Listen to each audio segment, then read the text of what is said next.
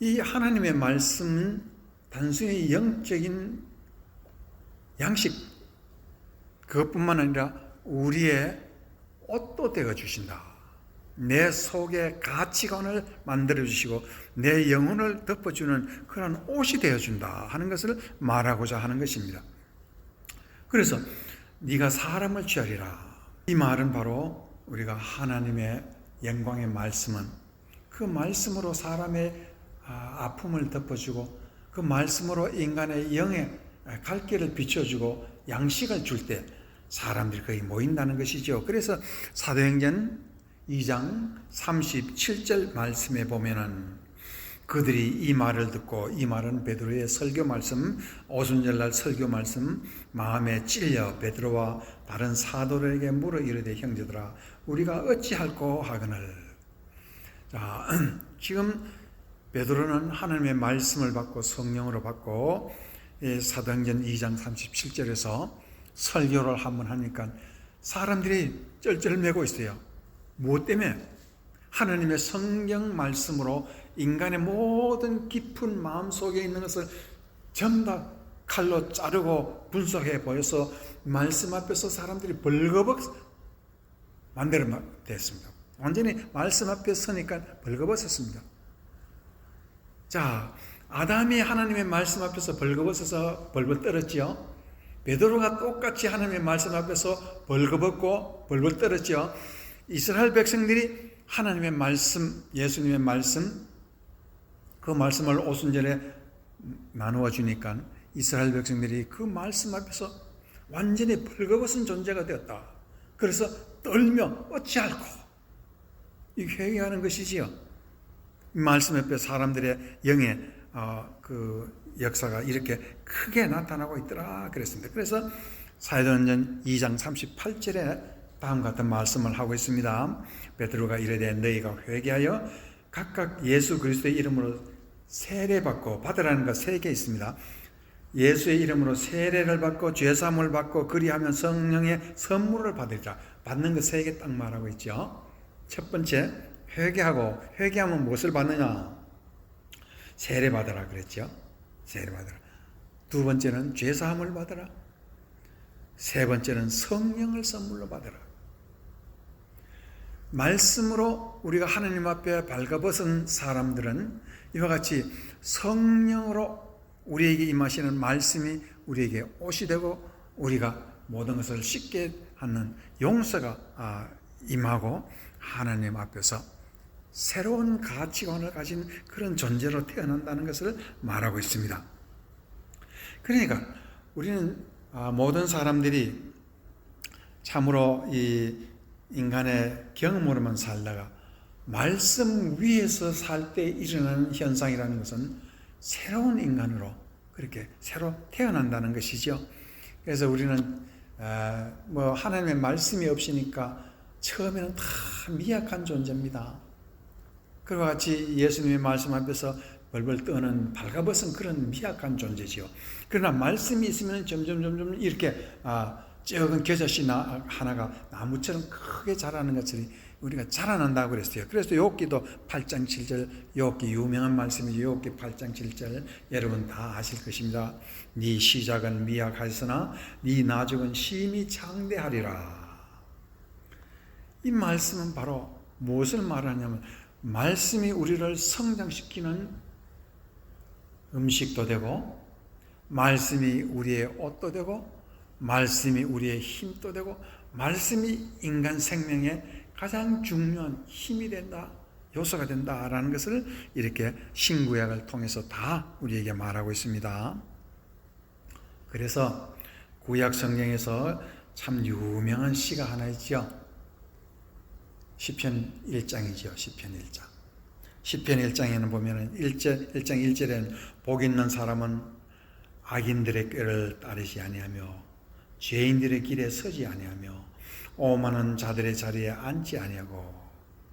이 말씀은 보면은 복 있는 사람은 사람 따라가서 사람과 함께 자리하지 않는다가 사람의 가르치는 것과 사람의 경험 여기에 마음 쓰지 아니하고 2절 오직 여호와의 율법을 즐거워하여 그 율법을 주야로 묵상하는도다. 무엇을 받아야 인간이 두렵지 않게 살 수 있겠느냐? 인간이 발가벗은 존재가 아니라 정말 하나님 앞에서 잘 차려입은 성도로서 살 수 있는 길이 무엇이냐? 그게 바로 말씀이더라는 것입니다.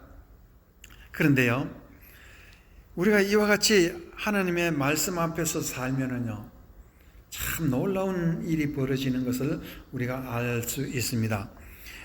여러분이 잘 아시는 이사야서 보면은 이사야서 44장 28절엔 이 고레스에 관한 예언이 나오는데, 이 이사야 선지자가 고레스에 대하여라는, 이 고레스는 이방인입니다. 이스라엘 사람이 아닙니다. 그런데 이방인 중에서 이 고레스는 어떤 사람이냐면, 고레스에 대하여는 이르기를, 이사야 44장 28절, 내 목자라. 이 말은 뭐냐면, 이 고레스라는 사람은 역사적으로 보면은 원래 목동이었습니다. 목자로 자라나는 사람인데, 이 사람을 왕으로 하나님이 뽑아가지고 그에게 무엇을 주냐면 말씀을 주시니까 그 사람이 지혜와 권능이 얼마나 큰지 한 나라를 다 완전히 통일시킨 사람입니다. 어떤 나라? 지금 우리가 보는 이란, 페르시아, 그 페르시아 제국을 통일한 그런 위대한 왕이 되었습니다. 고레스는. 그러니까 페르시아라는 나라는 지금의 이란입니다.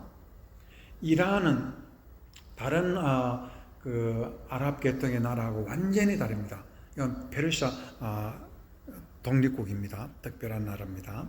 이 고레스에 대한 일을 내 목자라.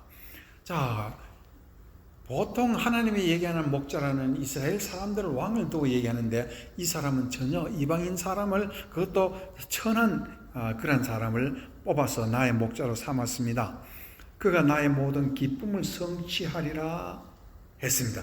이 말은 뭐냐면, 보통 이 왕이라 하면은 세상 사람들의 말을 듣고 자기들의 경험을 가지고 전쟁을 하거나 또 한 나라를 세우거나 그래 하는데, 이 목자 고레스는요, 하나님의 목자로서 세상 경험을 가지고 살지 않고 하나님의 능력, 말씀을 따라서 해보니까 되더라는 것입니다.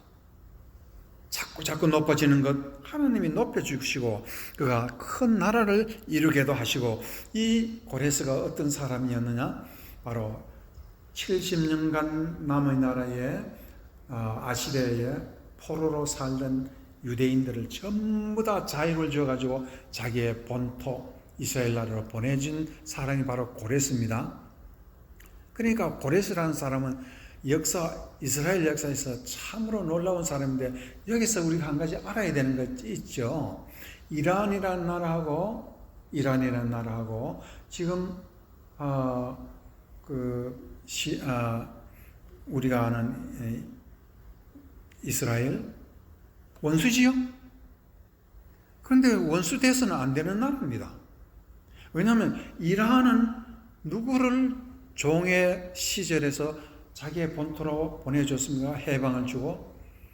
이 고레스라는 왕, 이란 나라 왕입니다. 그러니까 이란한테 고마워해야 됩니다. 그런데 이란하고 싸우면 안 되겠죠. 근데 전 세계가 이란하고 그렇게 싸우는데, 이란은요, 어떤 면에서는 이런 고레스와 같은 하나님의 종이 세운 나라입니다. 귀한 나라입니다. 그러니까 원래 이란이라는 나라는 또 어떤 나라는 이 아브라함이 이란 그 땅에서부터 나온 사람입니다. 그러니까 이 이란이라는 나라하고 이스라엘 나라는요, 아주 형제지간 혈족이면서도 중요한 나라입니다. 그러나 현대 이스라엘 사람들은 이와 같은 이란에 대해서 고마워할 줄 모르고 그렇게 있습니다. 그래서 그는 나의 모든 기쁨을 성취하리라 그랬습니다. 그럼 또 이스라엘에 또 유명한 목자 한 사람 있죠. 조금 전에도 우리 시편에서도 다윗의 시를 우리가 읽었지만요, 이 다윗이 시편 1장에서 얼마나 하나님의 말씀 복 있는 사람은 여호와의 말씀을 즐거워하고 그 율법을 주야로 묵상하는 자라 알았고 자기가 입으로 얘기를 했는데 사실은 그렇게 살았습니까? 그렇게 못 살았어요. 그래서요 어떤 일을 저질렀습니까? 사무엘하 12장 9절 10절을 보면은요 그러한데 어찌하여 네가 여호와의 말씀을 없이 여기고 나보기에 악을 행하였느냐? 네가 칼로 햇사람 우리아를 치래 암몬 자손의 칼로 죽이고 그의 아내를 빼앗아 네 아내를 삼았도다.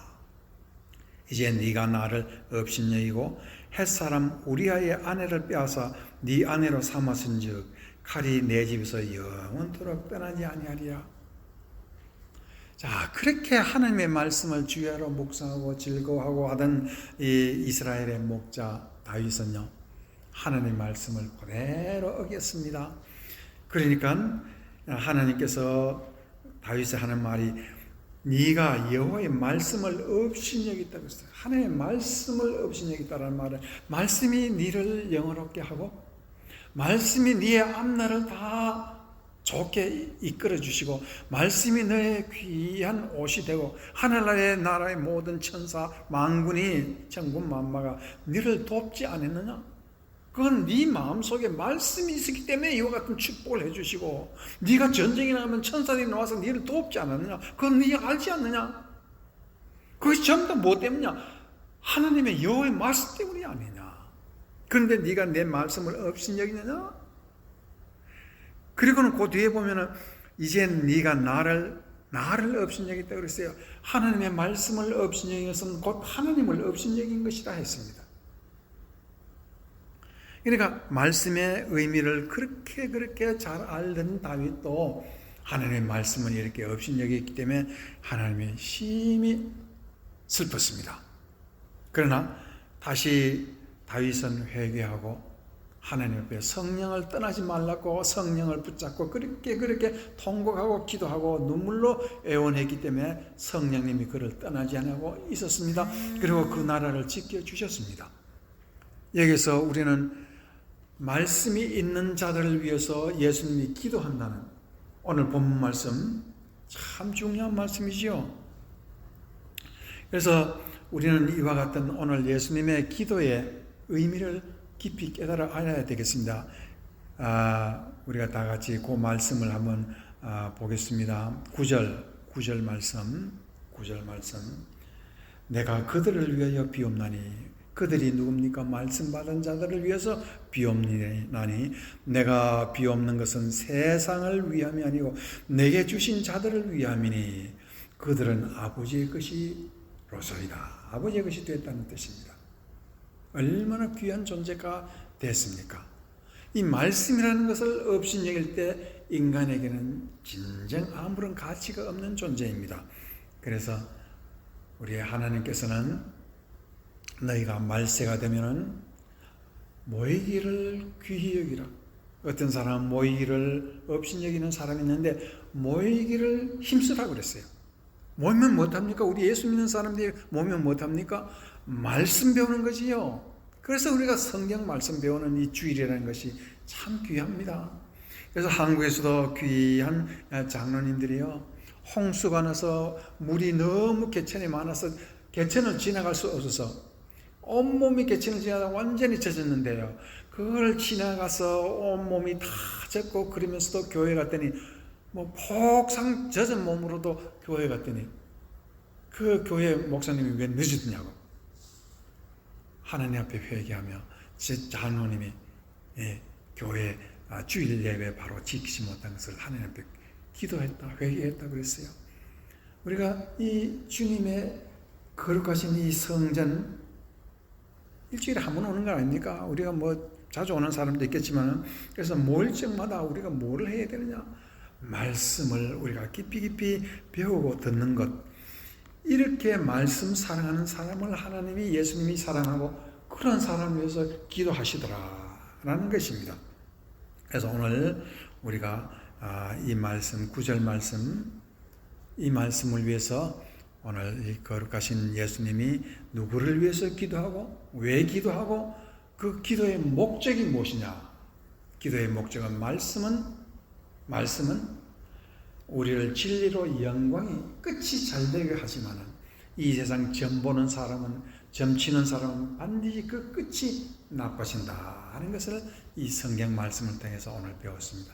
우리가 여러분들이 이와 같이 말씀에 우리의 모든 것을 다 걸고 말씀 사랑하는 여러분이 되시기를 주의 이름으로 축원합니다. 다 같이 기도드리겠습니다.